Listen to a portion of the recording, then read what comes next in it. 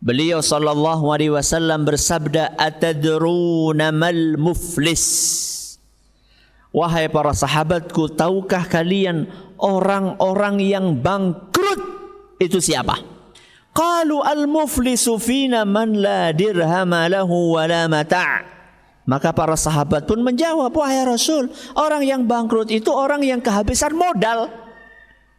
Gak punya duit, gak punya barang dagangan, itu orang yang bangkrut. Kemudian Nabi SAW menjelaskan, innal muflisa min ummati.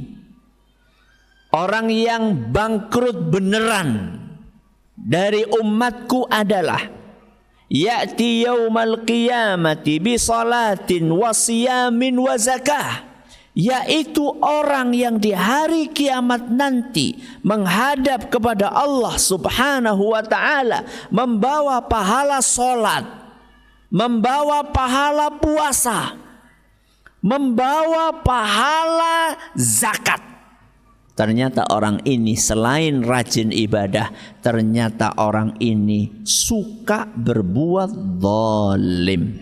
Apa bentuk kezalimannya? Wa ya'ti wa qad syatama hadza. Dia punya pahala-pahala tadi, tapi ketika di dunianya dia biasa mencaci maki orang lain, enggak menjaga lisannya. Di dunia nyata atau di dunia maya, dua-duanya. Akun palsu, akun anonim, nggak ada namanya. Anda pikir kalau nggak ada namanya, pakai akun palsu, nggak dicatat sama Allah SWT? Semuanya dicatat. Dan bukan hanya dicatat, akan dipertanggungjawabkan nanti di hari kiamat. Ma yalfidhu min qawlin illa ladaihi raqibun atid. Setiap kata yang kita ucapkan, itu ada malaikat di kanan dan kiri kita yang siap untuk menulis detil apa yang kita ucapkan. Terus apa lagi? Wa qadhafa hadza.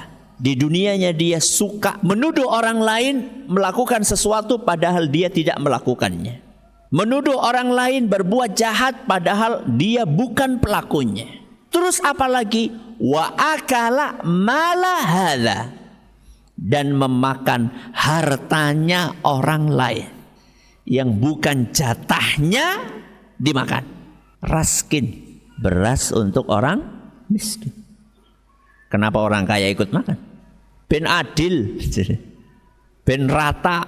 Adil itu bukan orang kaya menyerobot jatahnya orang miskin. Bukan haknya, tapi dia makan juga. Wasafaka dama hadza. Dan menumpahkan darah orang lain. Bagi Allah Azza wa Jalla, hilangnya nyawa satu muslim itu lebih berat daripada runtuhnya Ka'bah. Nah sekarang berapa nyawa muslim yang tertumpahkan, yang hilang begitu saja?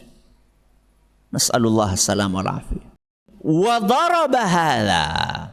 Kezaliman yang dia lakukan yang lain adalah dia mukul orang lain. Dan pukulan itu tidak ada alasan yang melandasi perbuatan tersebut. Beda cerita ya, kalau mukul memang layak untuk dipukul, itu lain cerita. Tapi gak ada sebab, gak ada angin, gak ada hujan, tahu-tahu mukuli orang. Oh itu katanya pencuri, ayo kita pukuli bareng-bareng. Begitu sudah wis benjut ya, tahu-tahu oh salah. Hati-hati itu. Makanya jangan gampang-gampang terprovokasi. Bukan hanya di luar, termasuk di dalam rumah. Suami yang suka mukuli siapa? Istrinya. Ayah yang suka mukuli siapa? Anaknya. Jangan pernah berpikir bahwa itu luput dari catatan raqib dan atid. Semuanya ditulis dan akan dipertanggungjawabkan. Berarti intinya orang itu banyak pahala amal solehnya, tapi juga banyak kezalimannya. Maka apa yang terjadi? Fayu'ta hadza min hasanatihi wa hadza min hasanatihi.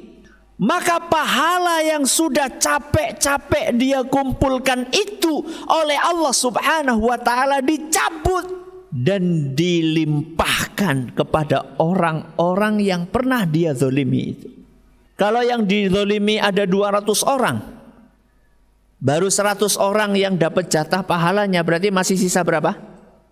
Masih sisa 100. Dan mereka masih nunggu pembalasan jatah yang harus mereka dapatkan. Padahal orang ini sudah kehabisan pahala. Maka apa kata Nabi SAW? Fa in faniyat hasanatuhu. Seandainya pahala orang itu sudah habis, pahala sholatnya sudah habis, pahala puasanya sudah habis, pahala zakatnya sudah habis, karena dicabut dan dibagikan kepada orang-orang yang pernah dia zalimi ketika di dunia. Apa yang akan dilakukan saat itu? Ukhidha min khatayahum faturihat alaihi thumma turiha finnar. Dosa-dosa ratusan orang yang belum mendapatkan pahala akan dicabut oleh Allah Azza wa Jalla.